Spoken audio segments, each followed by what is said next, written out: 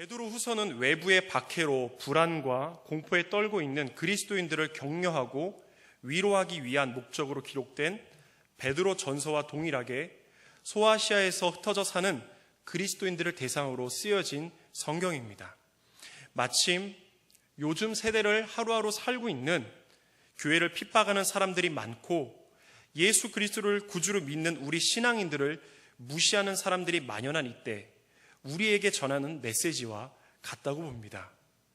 거짓 선지자들의 사악한 행실과 그리고 그들의 거짓 가르침에 유혹되어서 감각적인 정욕과 영적인 타락에 빠진 사람들은 영원한 멸망을 받을 것이라고 경고한 베드로는 거짓 교사들의 가르침을 극복하는 길은 정결하고 순수한 믿음의 도리를 가지고 그들을 상대로 싸워야 하는 것이기에 이제 성도들이 그리스도를 아는 지식에서 장성할 것을 격려하고 있습니다. 이처럼 베드로 후서가 쓰일 당시에는 신앙 공동체 안에 거짓 교사들의 잘못된 가르침과 그리고 영향력으로 인해서 신앙의 본질을 놓쳐가고 있었습니다. 오늘 본문 1절에 이 둘째 편지를 너희에게 쓰노니라고 하는 것처럼 우리의 신앙 본질을 되찾기 위한 모습은 한 번으로 멈추는 것이 아닙니다. 제가 올해 초에 건강검진을 받았습니다. 건강검진을 받았는데 다른 부분은 다 좋게 나왔는데 헬리코박터라는 것이 제 몸에 있다고 합니다. 그래서 약을 먹고 다시 갔는데 아직까지 헬리코박터가 더 있으니까 한 번 더 약을 먹고 왔으면 좋겠다라고 합니다. 그래서 그 약을 먹고 들어갔는데 장로님께서 저에게 이렇게 말씀하십니다. 축하드립니다. 헬리코박터균이 다 사라졌습니다. 그런데 우리가 감기를 걸리면 바이러스는 우리에게 항체가 생기고 면역력이 생겨서 바이러스를 이겨낼 힘이 있는데 병균에 대해서는 그것을 계속해서 막아내야 된다고 합니다. 우리가 계속되는 자기 성찰과 하나님의 말씀을 붙들고 우리의 신앙을 바로 세우기 위한 노력이 이처럼 필요한 것입니다. 우리가 삶을 살아갈 때 괜찮다라고 싶을 때 우리는 병에 걸리고 이쯤 하면 됐다 싶을 때 우리가 넘어지게 됩니다. 그럴 때일수록 우리의 말씀을 통한 자기 성찰 그리고 우리의 신앙을 바로 세우기 위한 노력이 필요하다는 것입니다. 그런데 베드로가 보낸 그들의 신앙을 성찰하라는 의도로 전한 충고의 내용을 보면 다름 아닌 구약의 선지자들과 신약의 사도가 전한 말씀들을 기억하라는 겁니다. 구약의 선지자들은 메시아가 오실 것을 선포했고 신약의 사도들은 그리스도의 재림을 선포했습니다. 이처럼 초대교회의 성도들은 사도들이 전한 말씀을 기억하고 그리고 주님께서 다시 오시기를 기대하며 그릇된 말들에 현혹되지 않도록 스스로 경계하며 살아가야 했고 그리고 지금 이 자리에 있는 우리 모두가 그렇게 살아가야 합니다. 오늘날 한국에는 많은 교회가 있습니다. 초대교회 때 거짓 선지자들이 횡행했던 것처럼 곳곳에 이단들도 많이 있습니다. 이단은 교회를 분열시키고 가정을 파괴시키고 그리고 개인의 삶을 망가뜨리고 사회를 혼란스럽게 하는 등 심각한 피해를 끼치고 있습니다. 그래서 아이들을 가르치는 그리고 많은 선생님들과 신앙의 선배된 우리는 우리의 아이들이 이단에 빠질까 봐 조마조마해하면서 아이들에게 이단에 대한 내용들을 가르치고 또 이단에 빠지지 않는 방법들을 가르치고 있습니다. 또한 본문의 베드로처럼 교회의 많은 목회자들이 성도들에게 말씀으로 전하고 신방하고 미혹의 영에 빠지지 않도록 알리고 그리고 각각의 교육을 통해서 유혹에 빠지지 않도록 애쓰고 있습니다.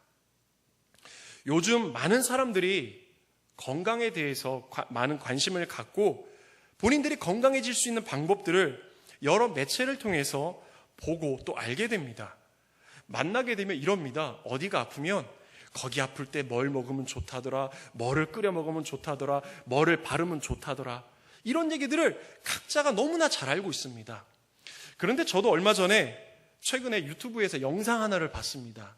그 영상이 뭔가 하면 하루에 팔굽혀펴기를 300개씩 30일을 한 사람의 영상입니다.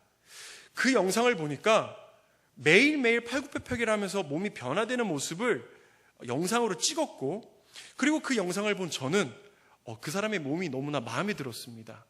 그래서 저도 6월 2일부터 하루에 300개씩 팔굽혀펴기를 빠짐없이 하고 있습니다. 제 건강관리를 위해서 진행한 겁니다.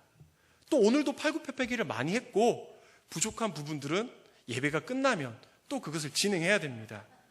그런데 아무리 좋은 방법을 우리가 많이 알고 있어도, 많이 찾아본들 우리가 실현하지 않으면 우리는 이 좋은 방법을 우리에게 적용할 수 없습니다. 아는 것을 행할 때 우리는 그 효과를 볼 수 있는 것입니다. 신앙인들은 하나님의 말씀을 기억하고 마음 깊이 믿으며 실천에 옮기는 삶을 살아야 합니다. 추상화된 신앙의 개념이 아닌 신앙의 삶에서 구현해낼 수 있는 온전하고 건강한 믿음의 삶을 살아갈 수 있어야 하는 것입니다.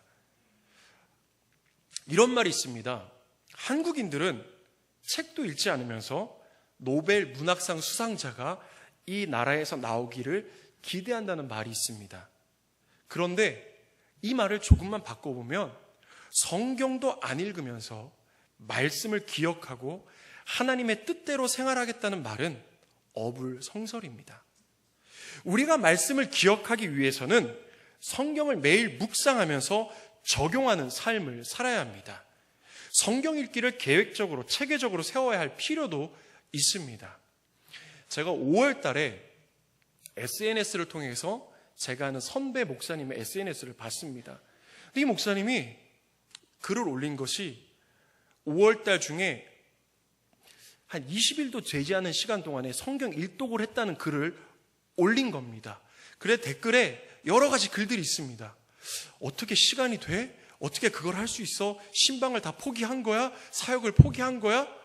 그런데 이 목사님의 댓글에 아니야, 내 거 할 거 하고 최선을 다해서 말씀을 보니까 가능하더라 라는 댓글이 있습니다. 그래서 저도 도전해 봤습니다. 아이들에게 제가 고등부 예배 때 나 4월 말에 이렇게 했습니다. 나 5월 한 달 동안 성경 일독 할 거다. 여러분들 기도해주고 같이 동참하자 라고 했고, 그리고 5월 한 달 동안 일독을 했습니다. 그런데 놀라운 사실은 열심히 성경 읽으려고 노력하면 노력할수록 안 아프던 딸아이가 아프고, 그리고 잠을 잘 자던 아들이 새벽에 깨워서 저를 잠을 못 자게 하고 그러는 겁니다. 그런데 말씀을 읽으면 읽을수록 나에게 주신 하나님의 은혜가 족하다는 것을 깨닫게 되었습니다.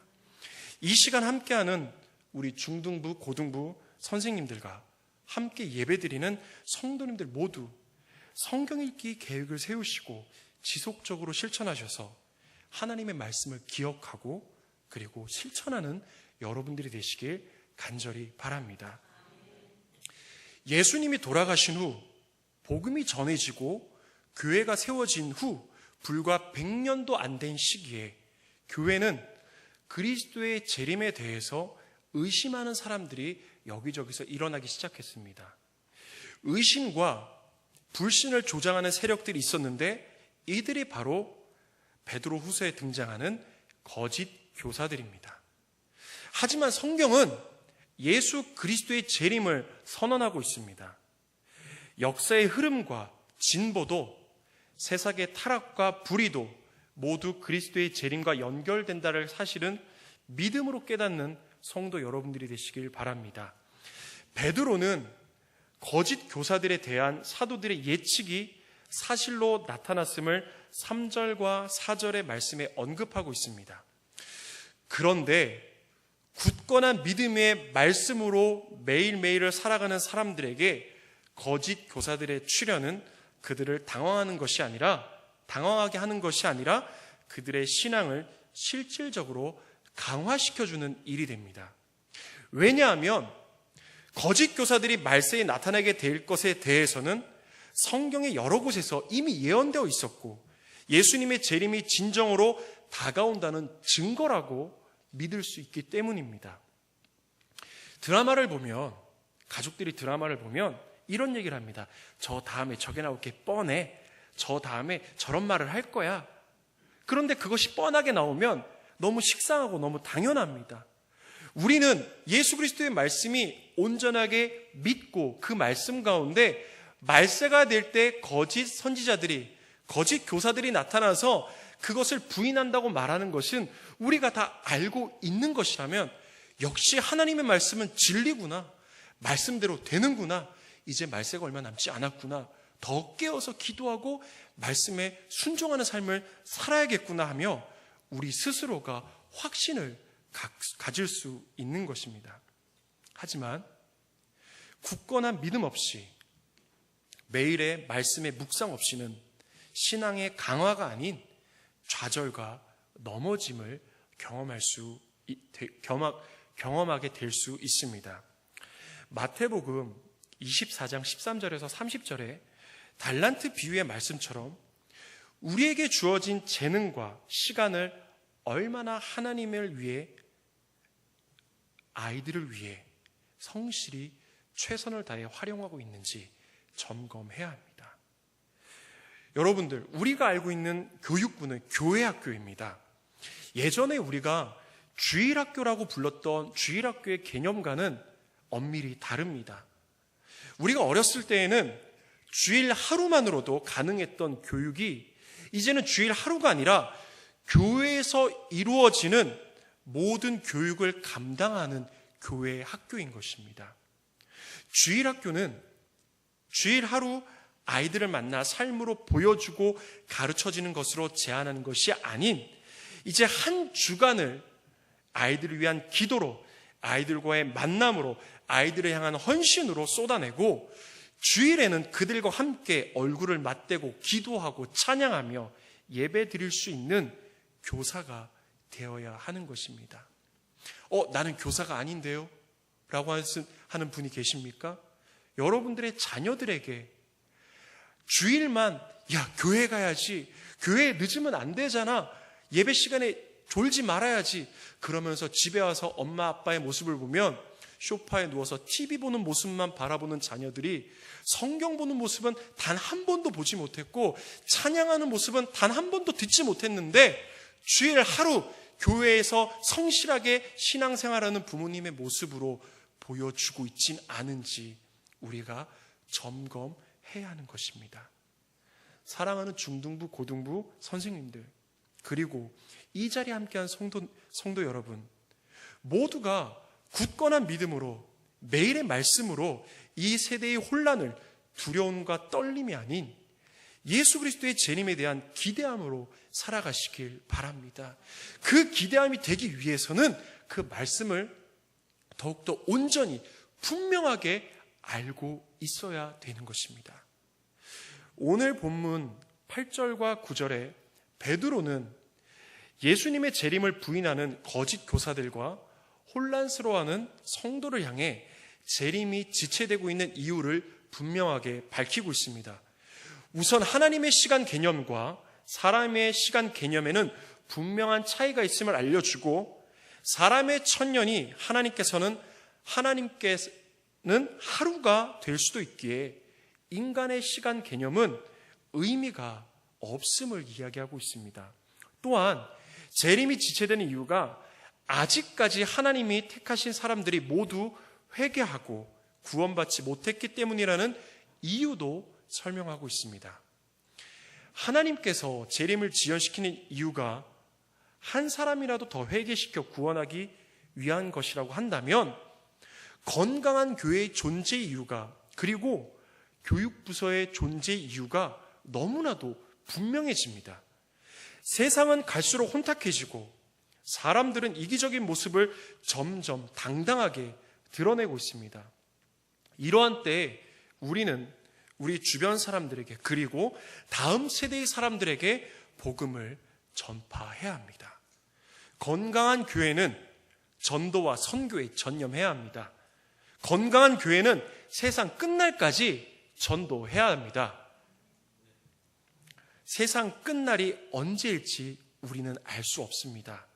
우리의 세대에 세상의 끝날을 맞게 된다면 우리가 그 끝날까지 말씀과 기도로 준비되어 복음을 증거하는 삶을 살아야 할 것이고, 하지만 그날이 언제인지 우리는 알 수 없기에 우리의 다음 세대에도 그날을 예비하며 복음을 증거할 수 있도록, 증거하는 사명을 감당할 수 있도록 우리는 아이들에게 가르쳐야 합니다.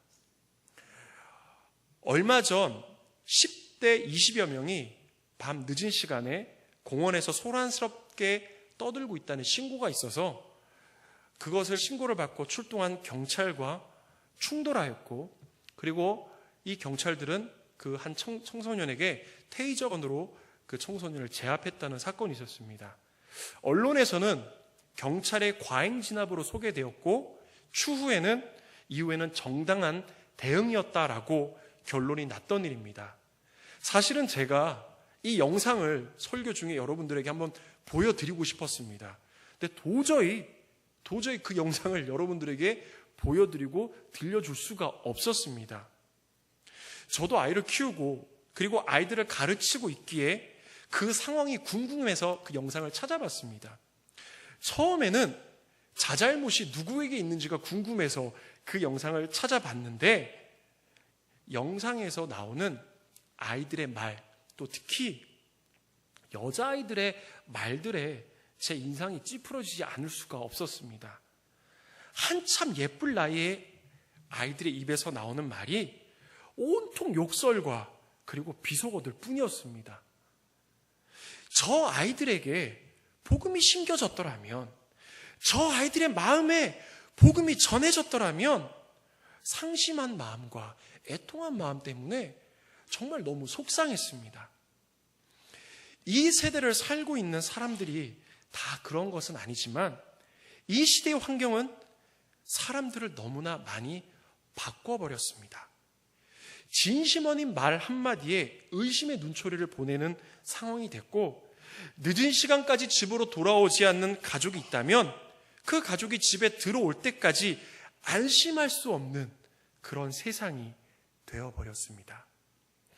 이런 세상에 살고 있는 우리 아이들에게 참된 복음을 증거하고 변화되기를 원하지만, 아이들은 우리가 원하는 만큼 빠르게 변하지 않음을 경험하게 됩니다. 이는 마치 언제 올지 모르는 손님을 기다리며 국을, 찌개를 끓이는 것과 같습니다. 정말 맛있게 국을 끓이고 찌개를 끓였다고 해서 그 솥에 계속 불을 피우고 있으면 그 솥의 국물은 다 쫄아버리게 되고 맛도 없어지게 되고, 또 계속 불을 피우게 되면 심지어는 솥도 까맣게 타버립니다. 언제 올지 모르는 손님이지만 그를 위해 계속해서 솥의 국을 보고 간을 보고, 물이 마르면 물을 채우고 간을 다시 맞추고, 그 손님이 왔을 때 따뜻하고 맛있는 국을 먹을 수 있게 준비하듯이 아이들이 변화를 기대하며 계속되는 기도와 관심으로 인도해야 하는 것이 우리 선생님들과 신앙의 선배인 여러분들의 역할입니다. 때로는 빠르게, 때로는 더디게 아이들의 변화를 발견하게 될 것입니다.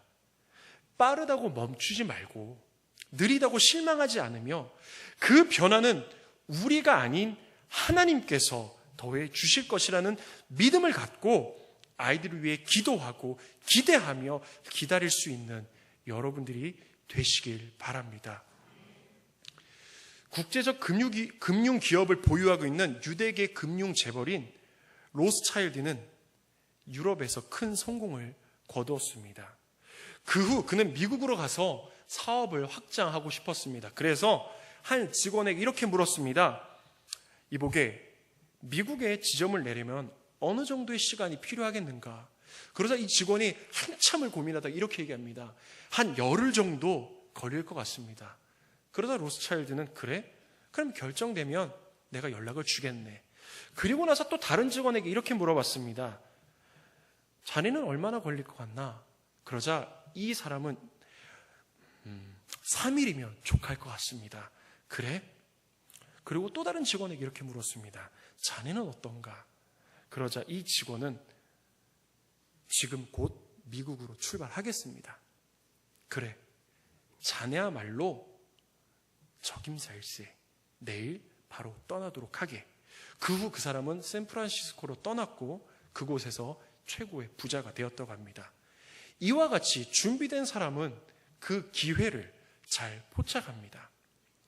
중등부, 고등부 교사로서 그리고 헌신하고 있는 우리 선생님들과 그리고 이 자리에 함께한 모든 성도님들 모두 건강한 교회의 공동체의 일원으로 다시 오실 주님의 재림을 고대하며 말씀 안에 늘 깨어 준비하는 삶을 살아가야 합니다. 왜냐하면 여러분들 앞에 어떤 아이들이, 어떤 자녀들이, 또 어떤 이웃들이 이 자리에 놓이고 이 순간에 놓여 있을지 모르는 것입니다. 여러분들이 깨어있고 여러분들이 준비되어 있지 않는다면 그들 때문에 예수님의 재림은 더 늦춰질 것입니다. 이러한 우리가 모여서 올바른 신앙생활하는 모습을 우리의 아이들이 보고 느끼고 참된 신앙의 참된 모습을 배워나가는 놀라운 선순환의 은혜가 넘쳐나는 우리 장충단 교회가 되길 원합니다. 그리고 우리 장충단 교회가, 그리고 우리 중등부가, 우리 고등부가, 그리고 모든 교육부서가 건강한 교회 공동체로 세워지는 놀라운 은혜가 더해지길 간절히 소망합니다. 우리가 깨어 기도할 때, 말씀을 묵상할 때, 말씀을 우리가 굳건히 섰을 때 세상에 우리를 유혹하는 거짓 교사들의 말들에 흔들리는 것이 아니라 그 거짓 교사들의 모습을 바라보며 주님의 때가 가까이 오는군요. 우리가 더욱더 깨어있겠습니다 라고 결단하며 그런 모습을 아이들에게 보여주며 그런 모습을 아이들이 보고 배우며 그 놀라운 선순환이 우리 장충단 교회 안에 계속해서 일어나고 그런 교회의 공동체 일원들이 한 명 한 명 세워질 때 우리 교회, 장충단 교회가 건강한 교회 공동체가 될 것입니다. 어렸을 때 아르바이트를 정말 열심히 했었습니다. 건물을 짓는 아르바이트도 했는데 그런데 그 건물을 지을 때 벽돌을 짓고 그리고 공굴 작업을 치고 그리고 쇠를 꽂고 공구를 치는 작업을 합니다. 그런데 건물의 크기와 넓이에 따라서 쇠를 몇 개를 꽂을지가 분명해진다고 합니다. 기준이 있다고 합니다. 그런데 물어봤습니다. 이렇게 큰 건물에 공굴 작업을 이렇게 크게 하는데 그 쇠 꼬챙이들이 그렇게 많이 필요합니까? 라고 질문을 했습니다. 이것을 좀 남기면 되지 않습니까? 충분히 버틸 수 있지 않을까요? 그런데 이렇게 얘기합니다. 건물이 다 부서지고 깎여 넘어져도 그 뼈대가 남아있으면 그 건물은 넘어지지는 않습니다. 우리 장충단교회 성도들 안에 그런 굳건한 믿음을 가지고 말씀으로 온전히 세워져 있는 우리 선생님들과 우리 먼저 신앙을 갖게 된 신앙의 선배들이 그 기둥의 역할을 하시길 바랍니다. 그 기둥의 역할을 굳건히 하는 까닭에 때로는 넘어질 수 있지만 그 넘어짐이 일으킬 수 있고 그리고 바로 세워지는 놀라운 역사가 우리 안에 일어나고 그로 인하여 하나님께 감사하며 하나님께 영광 돌리는 우리 장충단교회 모든 성도 여러분들이 되시길 그리고 우리 교회가 되길 간절히 바랍니다. 기도하겠습니다.